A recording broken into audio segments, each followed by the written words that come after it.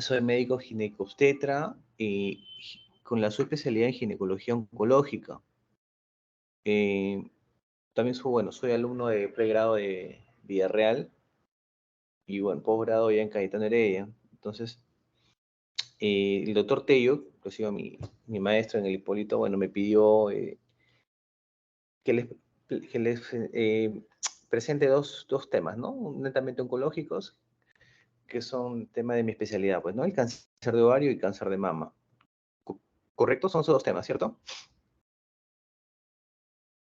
Sí, Sí, doctor, solamente va a ser lo bien. de malignidad, ¿verdad? De mama y ovario. Claro, cáncer de ovario maligno, pues, ¿no? Y cáncer de mama. ¿Sí? Claro. Ujú, ya, doctor. Listo, Sí. sí. Perfecto. No me equivoqué entonces. Comenzamos. Siempre bueno, siempre, chicos, es bueno cuando hablan de neoplasia maligna en general, ¿no? Ya sea estómago, pulmón, siempre ver cuál es la incidencia en nuestro país, ¿no? Eso nos comienza a ubicar un poco y le da el grado de importancia, ¿no? Y de relevancia que debe tener. Por ejemplo, el tema que vamos a tocar ahora, cáncer de mama y cáncer de ovario. Entonces, aquí podemos ver que en nuestro país, según la estadística, esto es sacado de Globocan, ¿no? Que es el observatorio mundial, ¿no? Que evalúa la incidencia de cáncer en todos los países. Para el 2020 en nuestro país se presentó que la neoplasia maligna más frecuente en las mujeres es el cáncer de mama, con 6.860 nuevos casos de cáncer de mama para dicho año, ¿no? Y en los años anteriores también se repetía esa incidencia, ¿no? Cáncer de mama a la cabeza. El cáncer de cuello uterino viene en segundo lugar, con 4.270 nuevos casos de cáncer de cuello uterino en nuestro país. Entonces, las dos neoplasias más frecuentes en las mujeres peruanas son de origen ginecológico. El cáncer de ovario no figura dentro de las primeras neoplasias malignas, ¿no? Su incidencia no es muy alta, pero tiene una característica el cáncer de ovario que tiene un alto grado de mortalidad, ¿no? Bueno, acá corté lo que debería decir, ¿no? Esto es la cantidad de casos, ¿no? 1.275 casos de cáncer de ovario se presentaron, ¿no? A comparación del cáncer de mama, es muy baja, ¿no? Es en comparación a las neoplasias anteriormente presentadas. Sin embargo, el cáncer de ovario con el cáncer de pulmón son neoplasias malignas con alto porcentaje de mortalidad. ¿Por qué creen ustedes que el cáncer de ovario tiene un alto grado de mortalidad a diferencia, por ejemplo, del cáncer de mama? Es sencillo, ¿no? El cáncer de mama al igual que el cáncer de cuello uterino, tienen métodos de detección temprana, ¿no? Quiere decir que uno lo puede diagnosticar en estadios curables. Sin embargo, el cáncer de ovario, al no haber un sistema o métodos de tamizaje o de screening, suelen ser patologías que se presentan en estadios muy avanzados, ¿no? Por los cuales se le denomina el asesino silencioso. La mujer puede tener ya el tumor en el ovario y ir creciendo y la paciente no tiene molestias, no tiene síntomas. Y al no haber tampoco exámenes de detección precoz para cáncer de ovario, hace que estas pacientes ya lleguen en estadios avanzados, ¿no? Con lo cual su pronóstico y su supervivencia global comienza a disminuir. Eh, el cáncer de ovario tiene diferentes tipos de composición celular, ¿no? La clasificación histológica. Son tres grandes grupos a conocer, ¿no? Ustedes seguramente ya lo habrán leído, ¿no? Tenemos los tumores epiteliales, de origen células germinales, y los que se originan tumores del cordón sexual y estroma. Y en este dibujo del ovario vemos, ¿no? Que los epiteliales, ¿de dónde se forman? Justo de este tejido que recubre el ovario, el epitelio. Acá se originan los tumores de estirpe epitelial y que son los más frecuentes, pues aproximadamente 80% de los tumores de ovarios son de origen epitelial.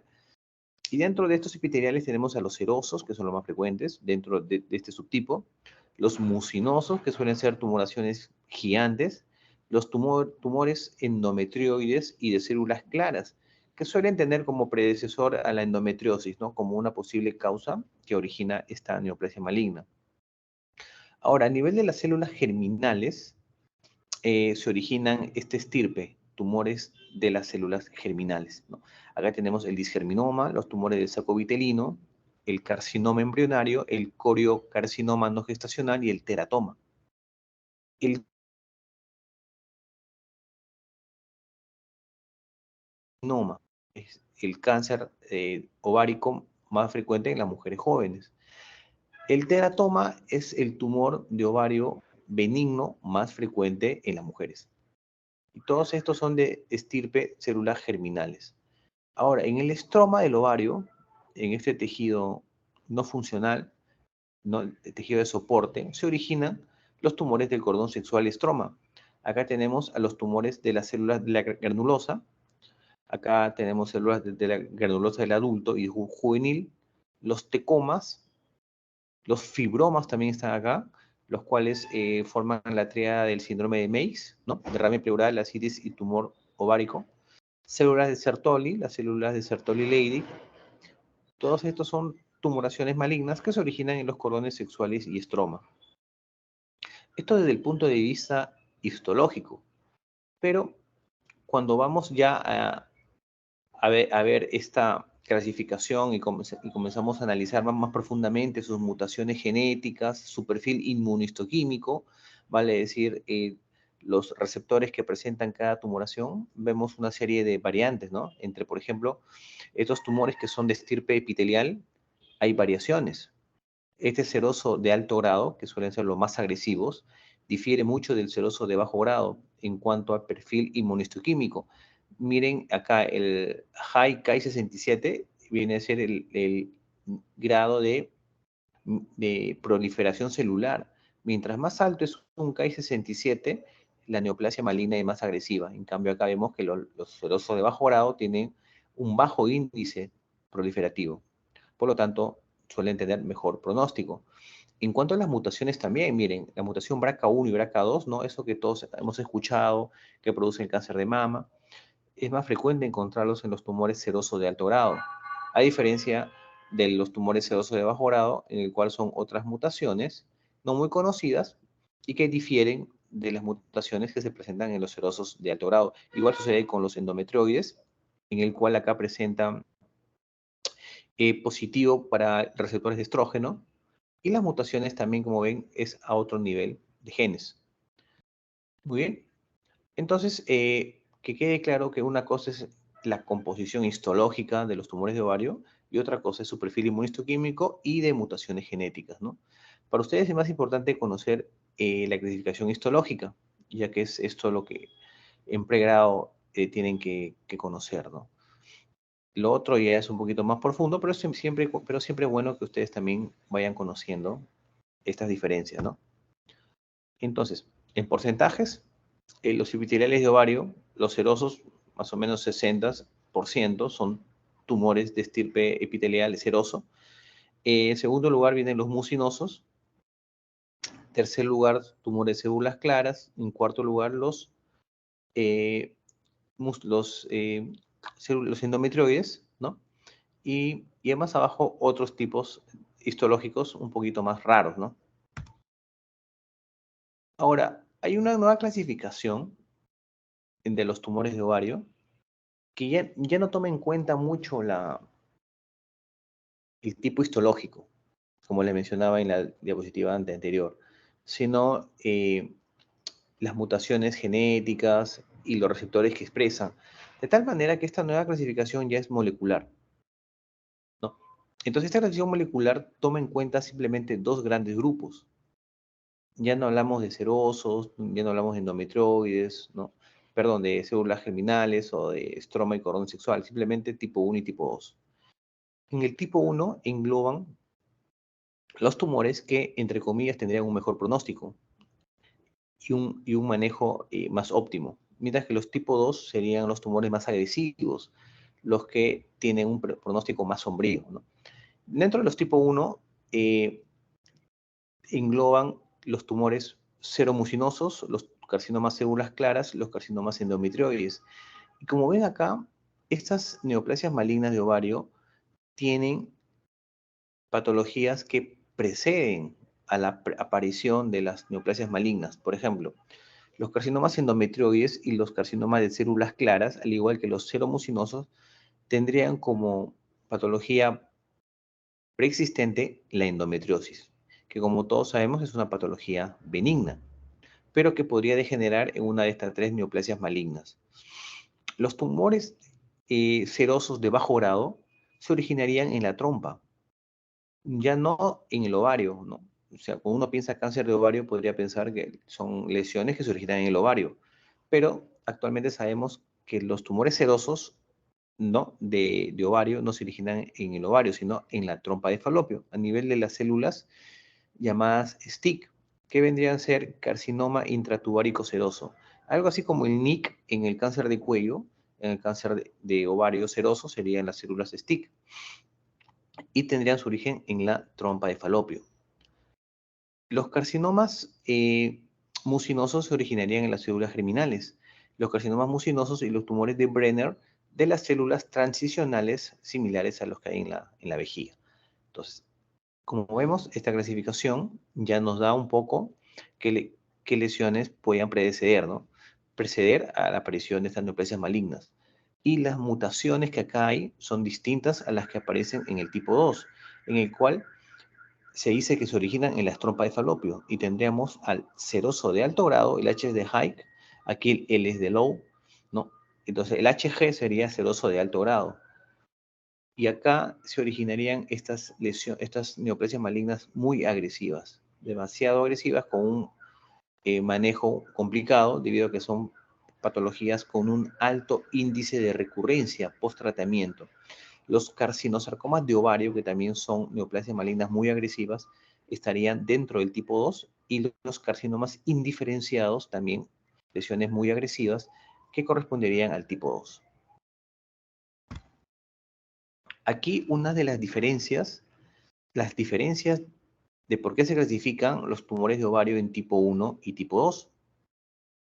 Acá no lo voy a marear mucho con esto, pero esa clasificación en dos grandes grupos se debe justamente a todas estas diferencias que existe acá. Por ejemplo, igual esto se lo voy a dejar para que ustedes lo vayan a analizar. Los tipo 1 frecuentemente se encuentran en estadios tempranos, mientras que en los tipo 2 comúnmente lo encontramos en estadios avanzados. Los tumores tipo 1 son tumores de grado bajo, vale decir, con bajo índice de proliferación y un mejor pronóstico, mientras que los tipo 2, un alto grado de proliferación con un pronóstico más sombrío. La actividad proliferativa de estas células en el tipo 1 es generalmente bajo, mientras que en el tipo 2 es alto. La presencia de ascitis de líquido dentro de la cavidad en los tipo 1 es raro, mientras que en los tipo 2 es común. En los tumores serosos de alto grado, siempre es frecuente que la paciente llegue con el abdomen distendido, y no necesariamente distendido por el tumor, sino por la presencia de abundante ascitis, ¿no? Que es líquido que se está acumulando dentro de la cavidad abdominopélvica. Cuando usted ve a una paciente así, ascítica, con una tumoración en el ovario y un marcador sea 125 elevado, la primera posibilidad diagnóstica es que sea un cáncer seroso de alto grado. Muy bien. Y acá, por ejemplo, otra diferencia son las mutaciones, ¿no? La mutación del P53, de este supresor tumoral, esta mutación es infrecuente en los tipo 1, mientras que en los tipo 2 suele ser muy frecuente. Esta mutación P53, cuando se presenta en cualquier tipo de tumoración, no solamente en el ovario, sino en otra parte del cuerpo, suele ser de un pronóstico más sombrío. Acá otras diferencias que ya no vamos a discutir mucho, igual se lo voy a dejar acá para que lo puedan revisar. Acá presentan las lesiones precursoras, ¿no? Por ejemplo, vean en el seroso de alto grado, la lesión precursora es las células STIC, que les mencionaba, ¿no? Que se originarían en las trompas de falopio, en el tercio distal, carcinoma intratubárico seroso. Por ejemplo, en el tumor en el adenocarcinoma endometrioide tendría como precursor, ¿no? Tumorales proliferativos atípicos, como por ejemplo los tumores borderline. Bien, hasta acá chicos, ¿alguna pregunta?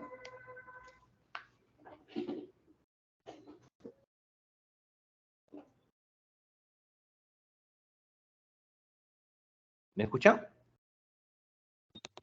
Sí, doctor, parece que hasta el momento todo claro.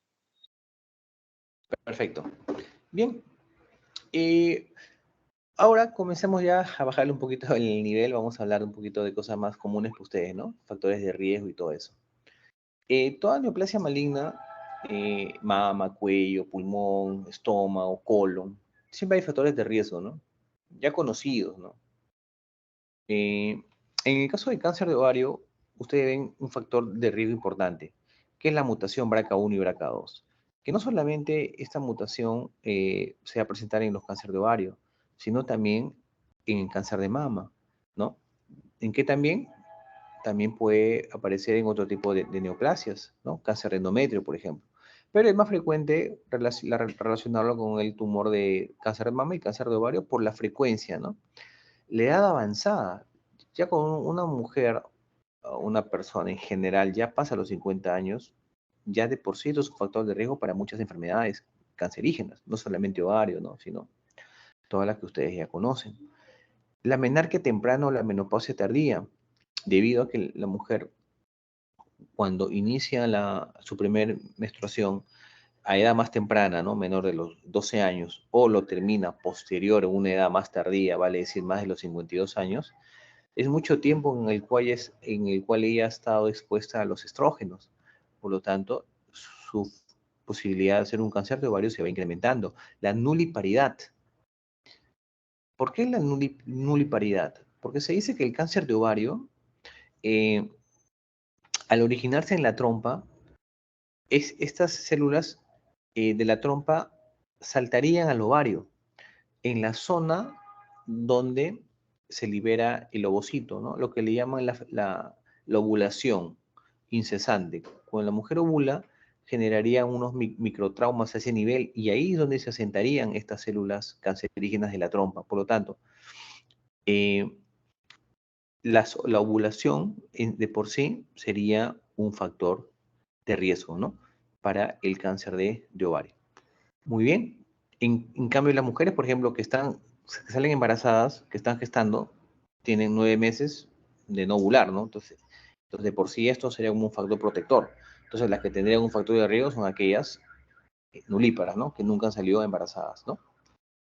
Y acá otras probables factores de riesgo que son genéricas, ¿no? La obesidad, por ejemplo, el talco, que son factores de riesgo para otro tipo de neoplasia, el ejercicio, el sedentarismo, como todos sabemos, son factores de riesgo para muchos tipos de neoplasia maligna.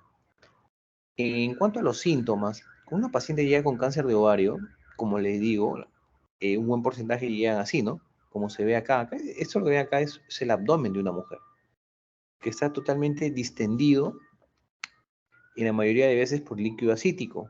En algunas veces sí por la tumoración, ¿no? Que suelen ser tumoraciones enormes, pero de por sí el cáncer de ovario, el seroso de alto grado, no suele ser una tumoración tan grande que nos dé esa imagen, ¿no? Más que todo es el ascitis lo que hace tensar de esa manera el abdomen. Entonces, lo importante que conozcan es que la mayoría de las pacientes con cáncer de ovario es asintomático.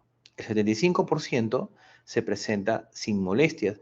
Y cuando ya comienzan a sentir cuando comienzan a sentir síntomas, los más comunes vienen a ser los relacionados a este grado de distensión que presentan. Por ejemplo, eh, estas pacientes van a referir aumento del diámetro abdominal.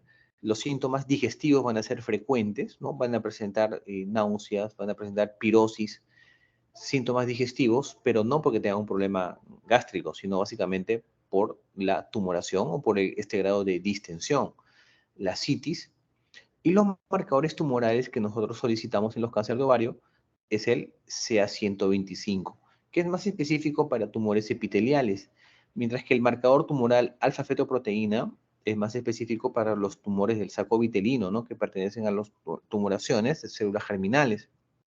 Y el HDL es el marcador específico para los disgerminomas, ¿no? Que también es la tumoración maligna más frecuente en mujeres en edad fértil. Una vez que uno ya tiene el diagnóstico, la clínica, entonces ya uno tiene que plantearse antes del tratamiento es estadiar, ¿no?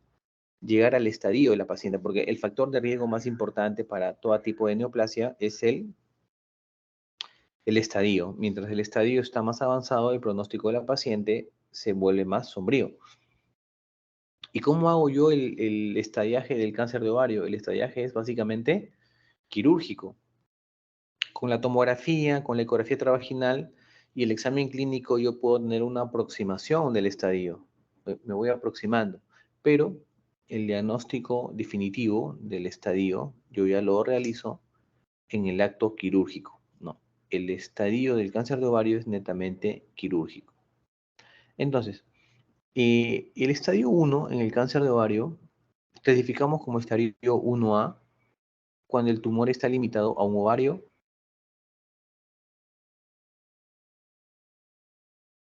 del ovario, ni células malignas, ¿no?, en el líquido asítico. El 1B es igual que el 1A, pero puede estar limitado a los dos ovarios. El 1C se subdivide a la vez en 1C1, 1C2 y 1C3. 1C1 es cuando el tumor se rompe durante la cirugía.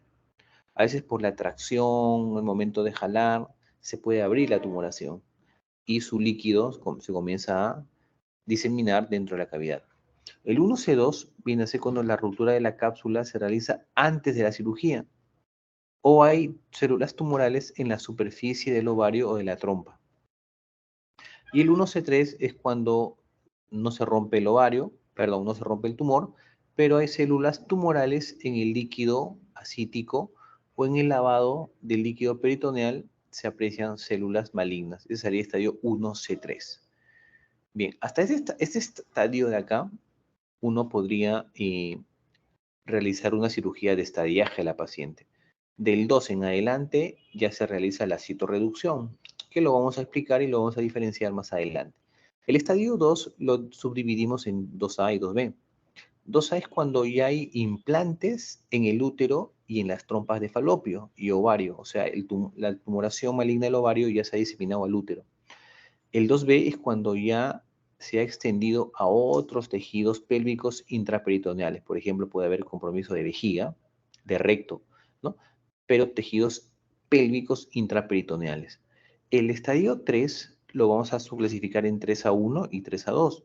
El 3A1 cuando hay ganglios retroperitoneales positivos, ¿no? Ganglios pélvicos, por ejemplo, ganglios paraórticos.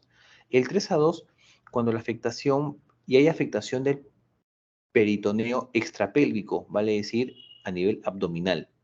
Ya hay implantes en ese peritoneo, pero son microscópicos, o sea, no se pueden visualizar al ojo humano.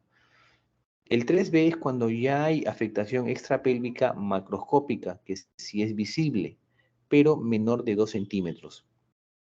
Puede, como no puede haber ganglios retroperitoneales positivos. El estadio 3C, perdón, el estadio 3C hay afectación macroscópica mayor a 2 centímetros. El 4A es cuando ya se presenta con derrame pleural, con citología positiva para enema de ovario. Y el 4B cuando ya hay infiltración al hígado, al vaso, a nivel parenquimal, o sea, infiltración profunda. U órganos extraabdominales, incluidos los ganglios inguinales, ¿no? Y ganglios fuera de la cavidad abdominal, por ejemplo, a nivel supraclavicular, a nivel axilar, a nivel inguinal, si hay compromiso de ganglios a esos niveles, ya estamos hablando de un estadio 4B. Y como les mencionaba, el estadio, mientras más avanzado es, el pronóstico del paciente es peor. Es el factor pronóstico más importante. Vemos acá en esta imagen de acá vemos el hígado, ¿no? La superficie hepática, vemos acá el líquido. Estas son cirugías hechas en el hospital. Ven acá estos nódulos acá que están en la pared abdominal, como estas lesiones medias cerebroides, son implantes celulares malignas, ¿no? Recuerden que el cáncer de ovario se disemina por vía transcelómica, por vía peritoneal. Entonces, aquí en todo el peritoneo se comienza a diseminar estas lesiones, ¿no?, metastásicas. Acá también vemos unos nodulitos, esto es en la cavidad peritoneal, que también son implantes. Esta es una tumoración de ovario sólida y irregular, que dio positivo para NM de ovario. Y estos Esto de acá viene a ser la arteria aorta, ¿no? Y esa es la vena cava. Chicos, un segundito. Voy a poner un ratito pausa. ¿Sí? Un minutito. Ya, doctor. Sí, me están llamando al hospital. Un ratito. Acá, ¿cómo se pone pausa? Solo ¿Sabes? deja de compartir. Dejo de compartir. A ver.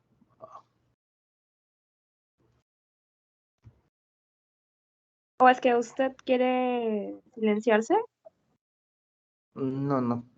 Ya, no hay problema. Ya dejaron de llamar. Ya, después llamaré. Un ratito. Ya. Acá, chicos, vemos otra imagen de una tumoración. Una tumoración de ovario que operamos también en el hospital. Una tumoración grande, como se puede ver acá, ¿no? Dependiente de ovario izquierdo, con vascularidad, ¿no? Que como podemos ver tiene bastantes vasitos. Y esto dio positivo para una tumoración de borderline. ¿Y qué es la tumoración de borderline? Son tumores de bajo riesgo de malignidad. Son lesiones, como por ejemplo este tumor que se ha abierto, que tiene características de malo. Tiene atipia nuclear, atipia celular, mitosis elevada, pero tiene una característica que no lo hace ser maligno. O sea, como nosotros podemos entender, el borderline está entre el límite de lo bueno y lo malo. ¿Y qué le falta para que sea malo? Que no tiene infiltración en el estromal. O sea, respeta la capa basal, no ha invadido el estroma. Eso lo hace un tumor borderline, o sea, no tiene capacidad metastásica. Tiene un comportamiento, el comportamiento de este grupo es intermedio, ¿no? Tiene alteraciones histológicas de las células del epitelio ovárico, pero no cumple criterios ni de bueno ni de malo. Por eso lo dejamos como un tumor de borderline, ¿no? Y al no infiltrar en profundidad en el estroma, no tiene capacidad metastásica. Bien, se presenta en pacientes promedio de los 40 años, a diferencia del cáncer de ovario, que es más frecuente en pacientes mayores de 50 años, ¿no? Y se diagnostican en estadios tempranos en el 80%. El tratamiento. El tratamiento del cáncer de ovario es quirúrgico. Puede ser también quimioterápico o quirúrgico. Eso va a depender del estadio de la enfermedad. Cuando la enfermedad está muy diseminada, como por ejemplo aquí en esta imagen que le presenté al inicio, acá, por ejemplo, esta paciente de acá, tenía enfermedad no solamente en la pared peritoneal anterior, sino todo su abdomen estaba diseminado de cáncer. Entonces, estas pacientes son irresecables quirúrgicamente. Entonces, a estas pacientes se les tiene que dar primero quimioterapia para que esta enfermedad reduzca y se vuelva operable la paciente y se le pueda ofrecer una citorreducción. Entonces, el tratamiento del cáncer ovario va a depender mucho del grado de invasión que tenga la paciente. Acá les quería presentar, ¿no?, la aorta y la vena cava. Acá en la cirugía de estadiaje nosotros sacamos los ganglios que están aquí, ¿no? Entre la vena cava y la aorta sacamos los ganglios. Eso es la linfadenectomía paraórtica, ¿no?, que es parte del estadiaje del cáncer de endometrio. Entonces, cuando nosotros hacemos estadiaje por cáncer cáncer de ovario, como les dije, el estadio 1, cuando está limitado a un ovario o a los dos ovarios, se le puede ofrecer cirugía de estadiaje. ¿Y qué les hacemos? Histerectomía y le sacamos los dos ovarios. ¿Qué más le hacemos en el estadiaje? La linfadenectomía pélvica y paraórtica, ¿no? Como le mostré en la foto anterior. Le sacamos el aumento, la aumentectomía inframesocólica. Tomamos biopsias múltiples del peritoneo. Hacemos un lavado de cavidad, echamos agua, más o menos 100 a 200 cc de cloruro, y chocolateamos ahí para tratar de sacar algunas celulitas que estuvieran por ahí y se hace el estudio de ese líquido. Y en algunos casos hacemos la apendicectomía. Esto lo hacemos solamente en caso de los adenocarcinomas mucinosos. En el resto de neoplasias malignas de ovario no es necesario hacer la apendicectomía.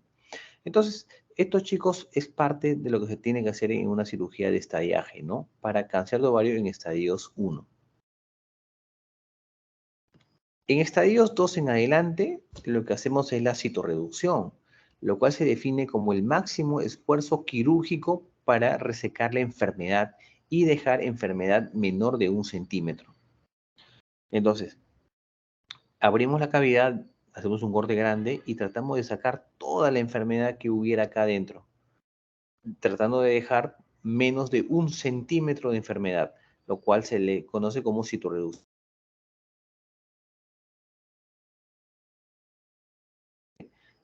de una citorreducción total, que es lo ideal. Lo ideal es tratar de conseguir una citorreducción total.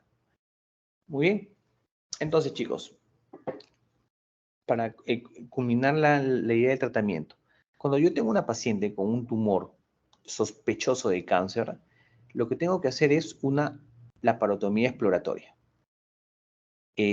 Sacamos el tumor y lo mandamos a una biopsia por congelación. ¿Qué quiere decir? Que ese tumor lo enviamos al patólogo en el mismo acto operatorio para que le haga el estudio intraoperatorio de congelación y nos conteste en el lapso de 20 a 30 minutos si este tumor es cancerígeno o no. Si el tumor es cancerígeno, se realiza el estadiaje por cáncer de ovario. Si no dice, no, doctor, el tumor no es maligno, es benigno, entonces la cirugía puede terminar ahí. Entonces se realiza todo el estadiaje completo. Si está en un estadio 1, realizamos estadiaje. Si está en un estadio más avanzado, realizamos citorreducción. Ahora, también se puede sacar solamente el anexo en el cual está el tumor. Eso lo hacemos en caso de que la paciente quiera preservar la fertilidad, pero no es en todos los estadios, solamente el estadio 1A, ¿no? En el estadio 1A se puede realizar cirugía preservadora de fertilidad. En los demás escenarios se tiene que realizar la salpingoferectomía bilateral completa. La citorreducción para estadios 2, 3 y 4.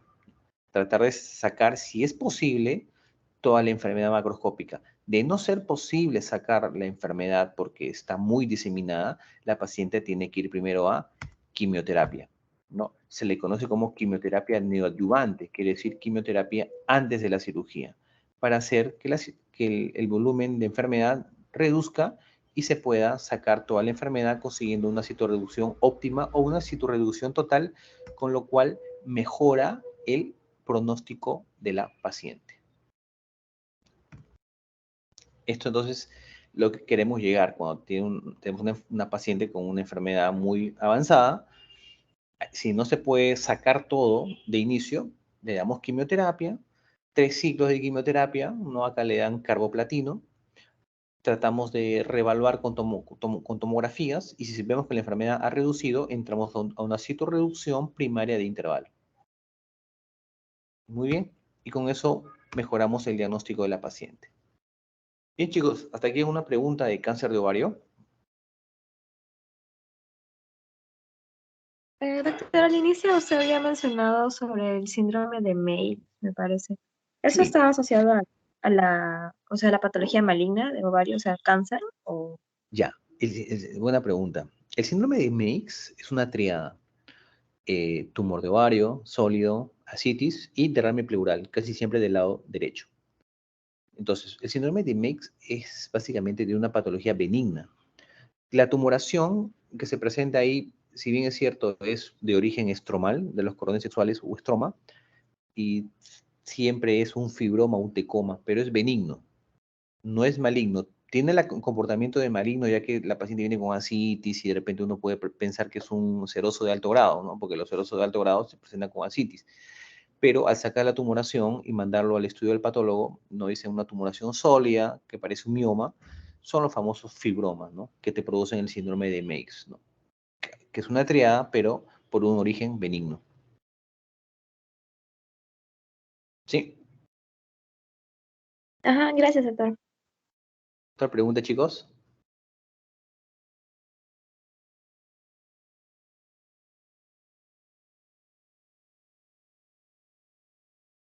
El team no, ¿cuánto tiempo dura? No es como el Zoom, ¿no? Que tiene un tiempo de duración limitado, ¿verdad?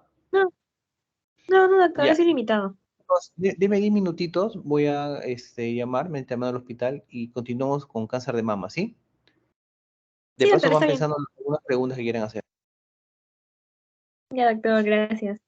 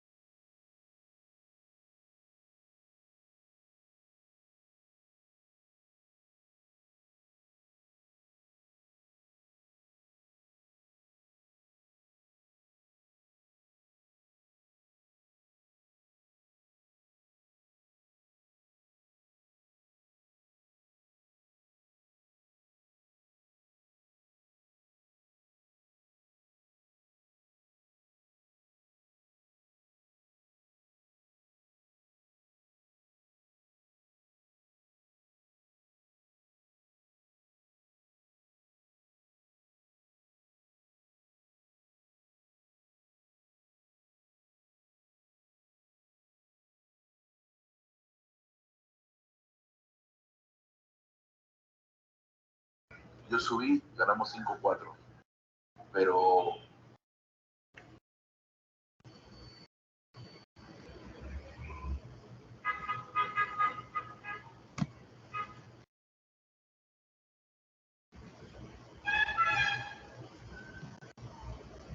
Ya.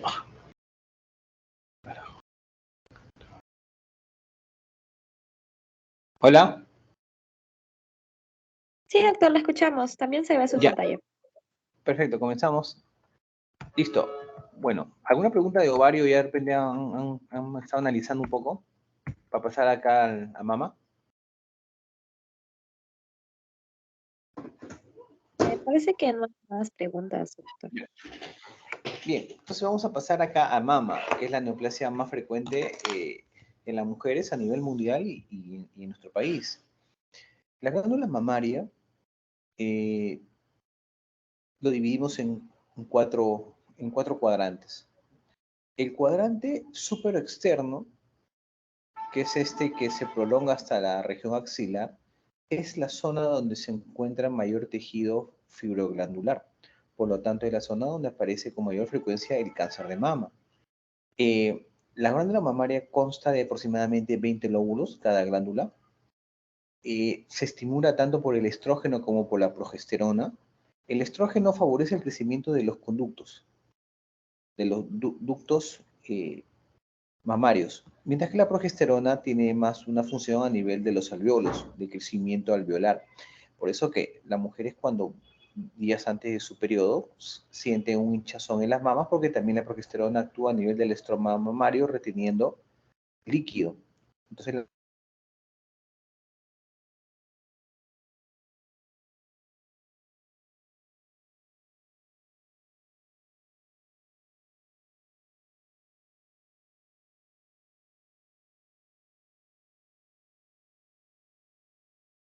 80% de los cánceres de mama son de tipo ductal y suelen ser también agresivos.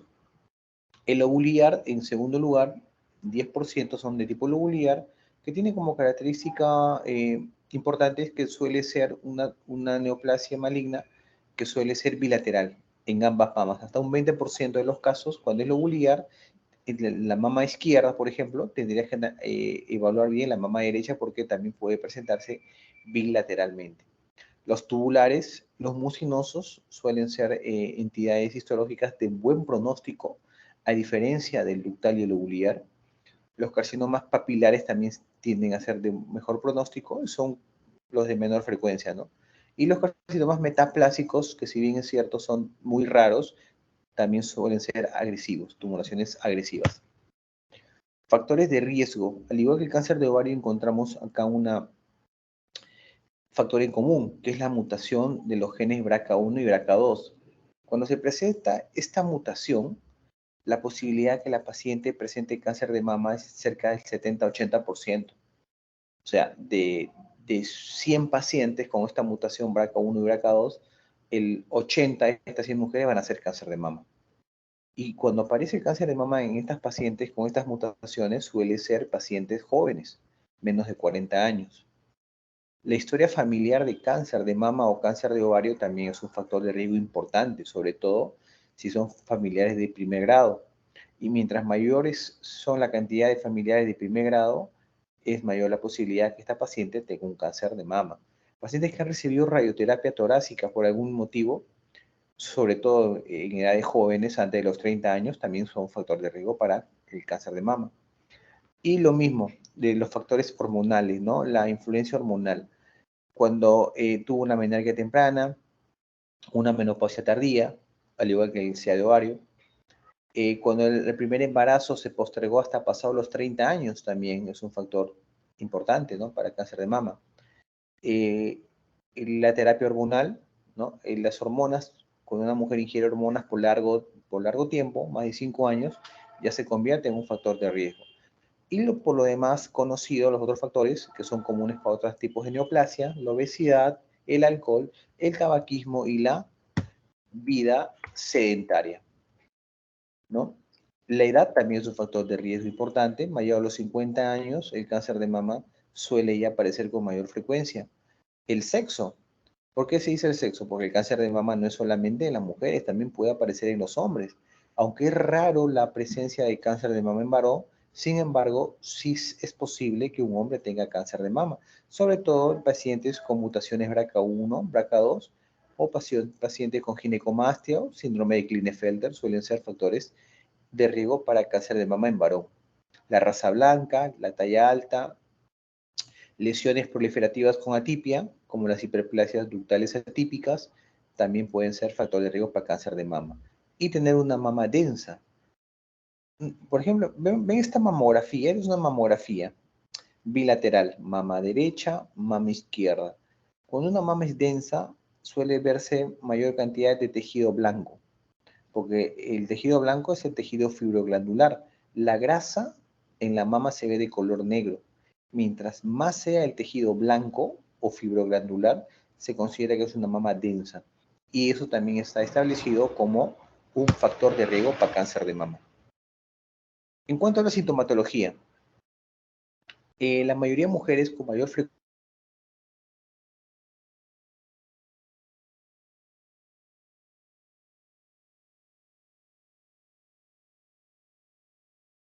frecuente con la cual el paciente llega a consulta. También puede haber retracción de la piel del pezón cuando haya compromiso de los ligamentos de Cooper. El dolor mamario suele asociarse también a los dos anteriores. La presencia de sangrado por el pezón, conocido como telorragia. La piel roja o eritematosa y la piel de naranja, que ya nos indicaría un compromiso de piel, un cáncer avanzado. Cuando el tumor comienza ya a infiltrar la piel, estamos hablando de un cáncer de mama localmente avanzado. Y más o menos aquí podemos nosotros ver los síntomas más frecuentes de cáncer de mama. Por ejemplo, acá, la mama cuando se va endureciendo por compromiso de piel se forma como, se pone gruesa, edematosa. Se puede hacer huecos en la mama, lo cual lo denominamos como retracción, ¿no? O puede haber también nódulos satélites en la mama, o la misma neoplasia maligna. El enrojecimiento, como vemos acá, fluido por el pezón, sobre todo sanguinolento. Aunque recuerden que la causa más frecuente de sangrado por el pezón en las mujeres no es el cáncer, sino es el papiloma intraductal. Bien, en cuanto al autoexamen de mama, cuando ya nosotros comenzamos a enfocar el diagnóstico, la evaluación de la paciente en lo que es la patología mamaria, vemos que el autoexamen es una herramienta de gran ayuda. Se recomienda a todas las mujeres a partir de los 18 o 20 años que se comiencen a examinar la mama para que se familiaricen con su glándula mamaria y al notar algún cambio en ella, o sea, al conocer tu mama, vas a notar un cambio en ella, ¿no? O la presencia de un bulto, la presencia de una retracción o algo distinto que podría ser una primera señal de cáncer de mama. Entonces esa es la idea del autoexamen de mama. Pero el autoexamen de mama nunca va a reemplazar el examen hecho por un ginecólogo o un mastólogo, ¿no? Entonces, cuando ya la paciente a partir de los 30 años se le recomienda que vaya a un mastólogo o a un ginecólogo o oncólogo para una evaluación de mama, se tiene que hacer una evaluación muy cuidadosa. Evaluar su perfil de riesgo en cuanto a los antecedentes familiares y antecedentes personales. Y de acuerdo a ello, se va a establecer un grado de sospecha. Es diferente una paciente que no tiene familiares con cáncer de mama y que ella nunca tuvo cáncer de mama, no tiene factores de riesgo, a una paciente que, por ejemplo, tuvo su mamá con cáncer de mama que le dio a los 30 años, una hermana con cáncer de mama, obviamente son personas con diferente posibilidad o grado de sospecha de tener algo maligno. Entonces, una vez establecido lo anterior, ya nosotros vamos a establecer una estrategia para actuar frente a la lesión que presenta esta paciente. Entonces, el diagnóstico certero en un tiempo prudencial es importante. Muchas pacientes con tumor de mama a veces van a un especialista no familiarizado en patología mamaria y puede ser que no se le haga el adecuado examen o se le pida los adecuados exámenes de imagen o no se interprete bien estos exámenes de imagen, pudiendo darle de alta a esta paciente y haberse escapado un diagnóstico de cáncer de mama al no tener esa familiaridad, Por eso que se recomienda siempre acudir al especialista, ¿no? Ginecólogo, oncólogo o mastólogo. Entonces, cuando la paciente llega a una evaluación con el ginecólogo, oncólogo, comenzamos primero a examinar las mamas, primero mirando, vemos, tenemos que ver el tamaño y la forma. Hay, por ejemplo, esta es una mama péndula, grande. Tenemos que ver la parte inferior y si hay retracciones. Si hubiera alguna hendidura, se vería automáticamente. Se le pide a la paciente que levante los brazos y la hendidura sería más marcada. Entonces, todos estos datos lo vamos nosotros a obtener de la primera inspección visual que tenemos con la paciente. Posteriormente comenzamos la palpación. Y la palpación lo comenzamos primero a nivel de la fosa supraclavicular, intentando identificar adenopatías a este nivel. Luego comenzamos a examinar la mama, la paciente primero sentada y luego echada, ¿no? Tocamos los 4 cuadrantes de la mama de manera sutil para tratar de identificar algún tipo de bulto o tumor que hubiera en dicha mama. Posteriormente examinamos la axila, ¿no? Detrás del pectoral, en la fosa axilar, comenzamos a palpar también sutilmente, intentando identificar algún ganglio sospechoso o palpable. Una vez hecho ello, podemos nosotros estadiar el cáncer de mama mediante el TNM. El T va a ser básicamente el tumor que tenga, el tamaño del tumor que presente la paciente. Si es un tumor que mide menos de 2 centímetros, lo catalogamos como un T1. Si es un tumor que mide entre 2 y 5 centímetros, lo catalogamos como un T2. Un tumor mayor a 5 centímetros es un T3 y cualquier tamaño, pero que haya compromiso de piel, como por ejemplo piel edematosa o roja, es un T4. Si tenemos compromiso de los ganglios axilares, le catalogamos como N1. Pero si no hay ganglios comprometidos en la axila, lo catalogamos como N0. Le pedimos una tomografía. Si en la tomografía no hay evidencia de enfermedad en el hígado, pulmón, intestino, es un M0. Pero si hay una enfermedad a distancia en otro órgano blanco, M1. Y una vez obtenido el TNM, podemos clasificar a la paciente y estadiarlo. Este es el estadio clínico. Por ejemplo, si es un tumor que mide 4 centímetros, es un T2. Y no tiene ganglios comprometidos, es un N0. T2N0, y dejaría acá, T2N0, tomografía negativa, sería un estadio 2A. Ahora, ustedes dirán, doctor, y esto es importante para el manejo, porque, por ejemplo, en cáncer de ovario el estadio era quirúrgico, ¿no? O sea, tenías que cortar al paciente y para poder estadiar. En el cáncer de mama el estadio lo puedes hacer clínicamente. Y de acuerdo a ello, puedes enfocar el tratamiento que la paciente va a necesitar. Recuerda que el factor de riesgo más importante, el factor pronóstico más importante es el estadio. Y el factor pronóstico individual más importante es el compromiso de ganglios axilares. Acá tenemos una imagen, por ejemplo, una tumoración de 10 por 20 milímetros. Acá comenzamos a evaluar el T, ¿no? Que va a ser importante para poder hacer nuestro estadio clínico. Acá vemos cuando la tumoración es tan grande que ya comienza a comprometer el músculo pectoral. Acá vemos que la tumoración comienza a crecer no hacia atrás, sino hacia adelante, comprometiendo la piel, lo cual puede dar la presencia de nódulos satélites. También puede producir edema de piel, lo cual también lo cataloga como una tumoración localmente avanzada. O puede comprometer el tumor tanto la piel como la pared costal. Y todos estos son estadios T4B. T4B en cualquiera de estos escenarios. Bueno, acá una pequeña actualización. De repente, para ustedes no es muy necesario que lo conozcan, se lo voy a mencionar de manera un poquito superficial porque es un tema ya de su especialidad.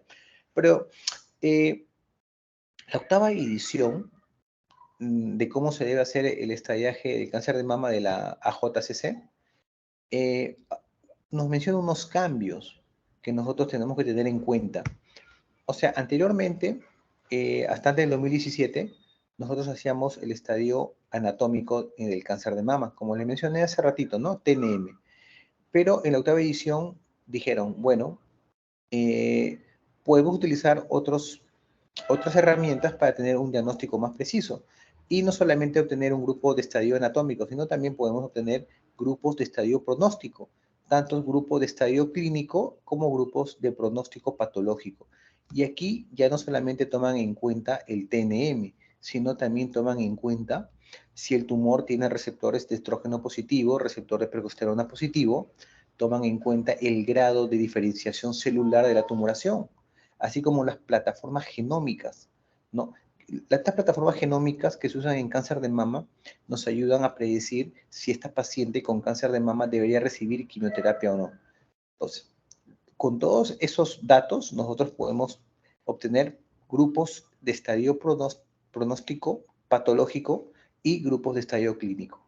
Bien, o sea, lo que le quiero decir con esto es que el cáncer de mama actualmente ya no es tan estático como el TNM, sino que también se utilizan ya el perfil de inmunistoquímica para poder estadiar al paciente con mayor precisión. Sin embargo, la recomendación es que en países pobres todavía se utilice el grupo de estadios anatómico, ya que, por ejemplo, en el Perú no contamos con plataformas genómicas y muchas veces no contamos con inmunistoquímica para poder hacer este grupo de estadio pronóstico. Por lo tanto, seguimos nosotros realizando grupos de estadio anatómicos con nuestro TNM. Esto es un poco lo que les mencioné, ¿no?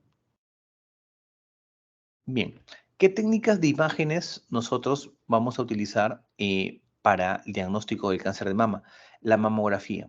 La mamografía es el examen gold estándar que toda paciente se debe realizar a partir de los 40 años hasta los 75 años anualmente como método de screening para detección temprana del cáncer de mama. Con la mamografía nosotros intentamos ver microcalcificaciones, que son lesiones sospechosas de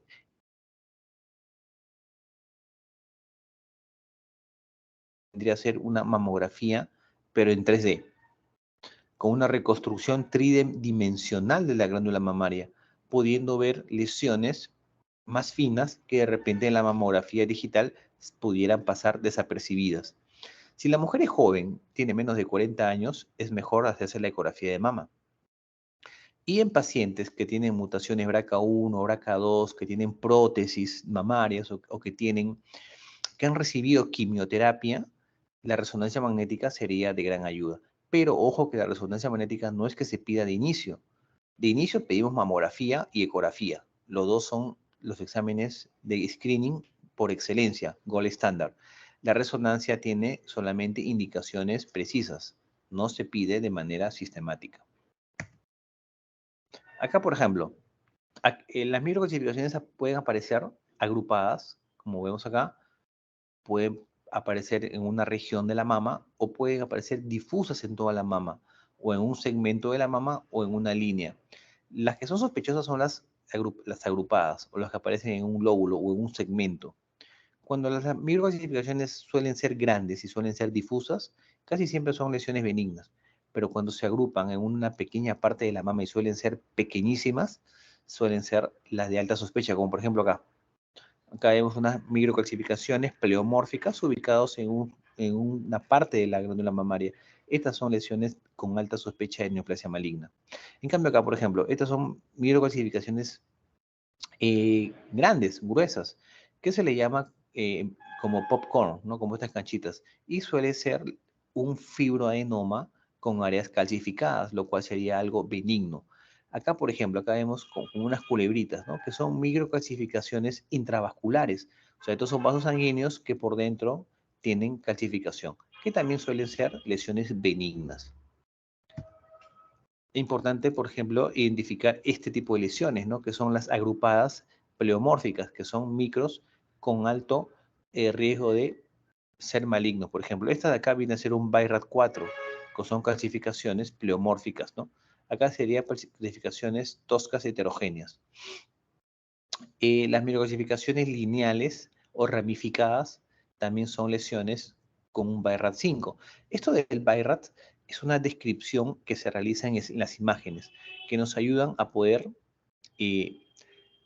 saber el grado de malignidad que puede tener dicha lesión y poder enrumbar algún manejo. Por ejemplo, los BIRAT2 son lesiones benignas que no presentan ningún tipo de riesgo.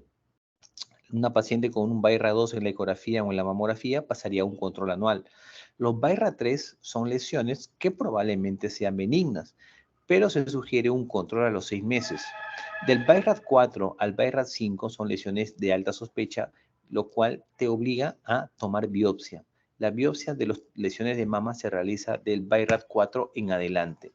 Y la biopsia gold standard que se solicita para una tumoración de mama es la biopsia core o también llamado biopsia con aguja gruesa, que es lo ideal. Se realiza con esta pistolita, se le adapta esta aguja y se punza la tumoración. Y con eso tenemos nuestro diagnóstico histológico, ¿no? Acá vemos en la ecografía esta imagen de acá. Ven esto blanco, esta raya blanca es la aguja que ha entrado dentro de la tumoración, sacando parte de su tejido para un diagnóstico histológico. Las biopsias incisionales y excisionales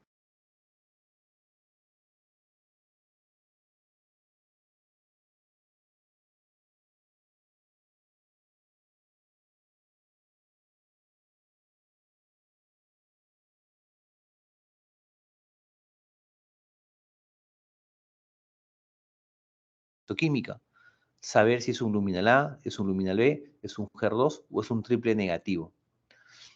Los luminal A y luminal B son tumores que tienen receptores de estrógeno positivo. Los triple negativos son neoplasias malignas que no tienen receptores de estrógeno, no tienen receptores de progesterona y tienen un índice Ki-67 elevado. Y el receptor epidérmico humano también es negativo. Es negativo para los 3 receptores importantes, por eso se le llama triple negativo. Es el de peor pronóstico, suele aparecer en mujeres más jóvenes y en mujeres con mutaciones BRCA1 y BRCA2. Los luminal A y luminal B suelen tener mejor pronóstico, suelen hacer metástasis con mayor frecuencia a nivel óseo y responden muy bien al tratamiento supresor hormonal, tamoxifeno, inhibidor de la aromatasa, triptorelina. Mientras que los HER2 suelen ser también agresivos, de mal pronóstico. Estos HER2 tienen receptor positivo para el epidérmico humano tipo 2, responden bien al tratamiento antimonoclonal con trastuzumab, pertuzumab.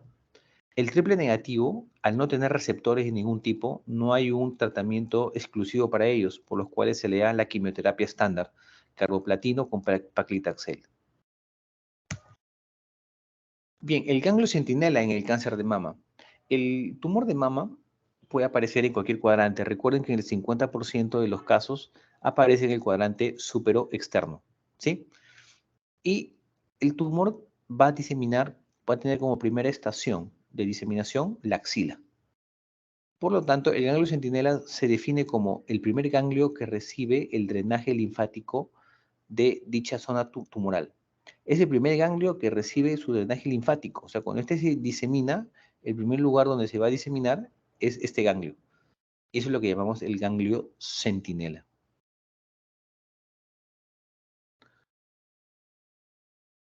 Bien. Bueno, estos son indicaciones de qué pacientes serían candidatos para ganglio centinela. A ver, para no marearlos mucho. En el tratamiento de la mama, no solamente sacar el tumor o sacar toda la mama, sino también estudiar la axila, ver si se le saca todos los ganglios o no.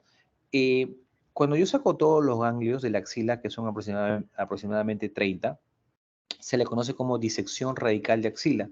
La paciente puede tener dolor postoperatorio, edema de brazo, una serie de comorbilidades que no se quieren en un paciente. Entonces, si la paciente es candidata para ganglio centinela, lo mejor es sacar solamente este ganglio, un solo ganglio o 2 ganglios, ¿ya? Para estudiarlos y poder solamente sacar este ganglio y no necesitar sacar todos estos ganglios, ¿no? Para evitar las comorbilidades propias de dicha disección. Entonces, eso es lo que se conoce como ganglio centinela, ¿no? Sacar solo este ganglio y evitar el vaciamiento de la axila para evitar las comorbilidades propias. Anteriormente se hacían estas mastectomías radicales, miren acá, hasta inclusive amputaban el hombro anteriormente, ¿no? Estamos hablando del año 60, 50. Sacaban los músculos pectorales y miren cómo quedaba la paciente. Un ratito, chicos, un segundito. Aló. Sí, buenas, ¿sí?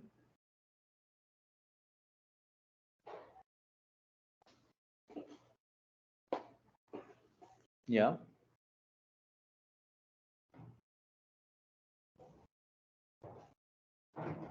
Ya, lo voy a revisar y te aviso, ¿ya? Ahora estoy en clase. Ya, listo. Muy bien. Miren, chicos, comparen esta paciente de acá con esta amputación de la glándula mamaria y comparado acá, o comparado a esta paciente. Ustedes dirán, ¿cuál es la diferencia? A esta paciente se le ha conservado la mama. Solamente se le ha sacado el tumor, se le ha hecho un corte acá para sacar los ganglios de la axila y se le ha conservado la mama. En cambio, a esta paciente se le ha vaciado toda la axila y se le ha vaciado toda la mama.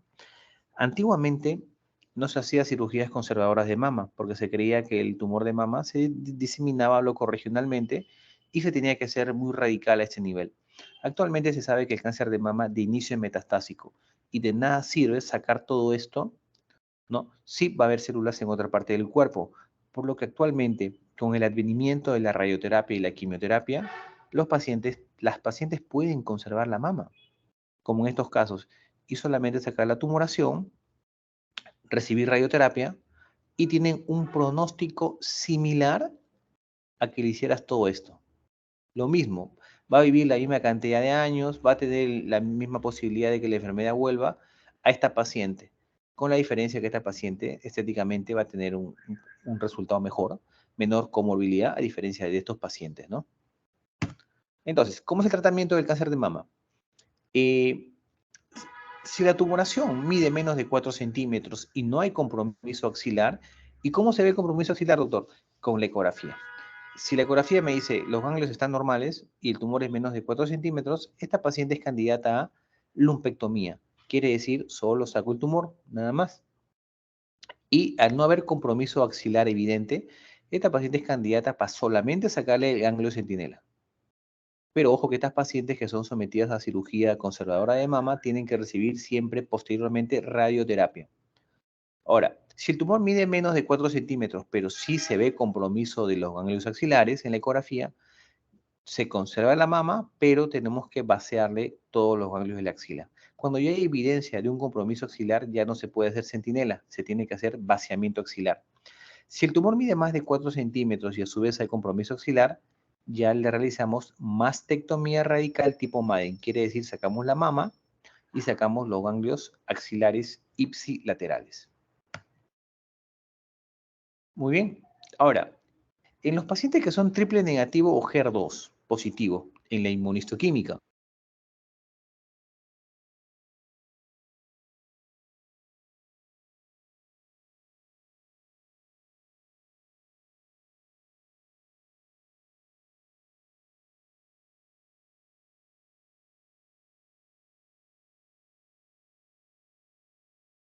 radioterapia postoperatoria.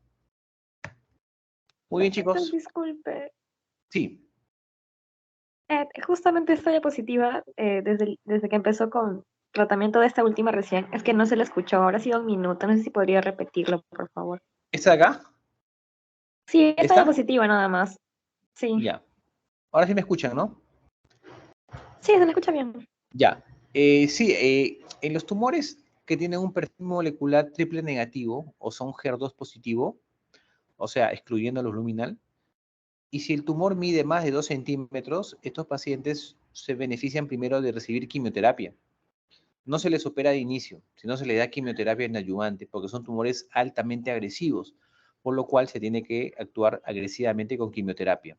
Y posterior a la quimioterapia recién se le plantea la cirugía. Y recordar, chicos, que toda paciente que es candidata a conservar la mama, o sea, sacar el tumor solamente, tiene que recibir posteriormente tratamiento con radioterapia. Bien, bien, chicos. ¿Alguna pregunta?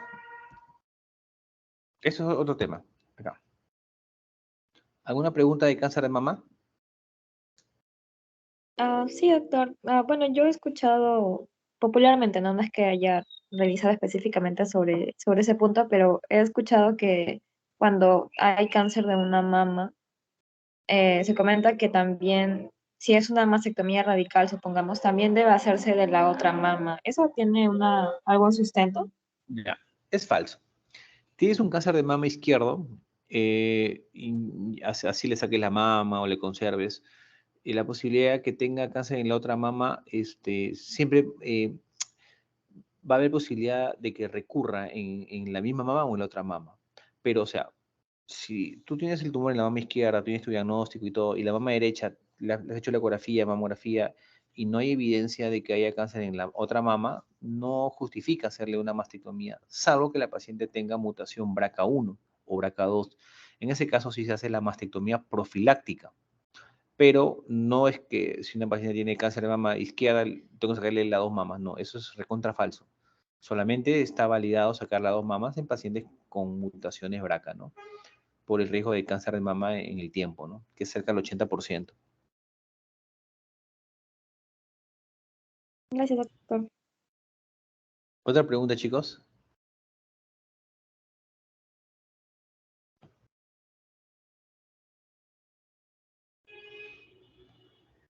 ¿Alguna otra pregunta o está todo claro?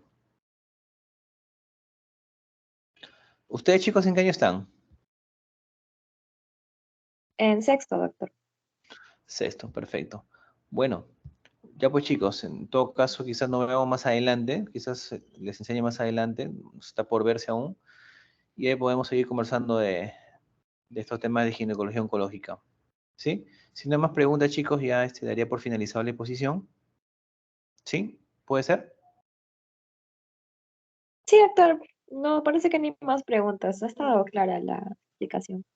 Qué bueno, qué bueno. Listo, chicos, un gusto haberles dictado. Y bueno, sigan estudiando y ya nos vemos pronto.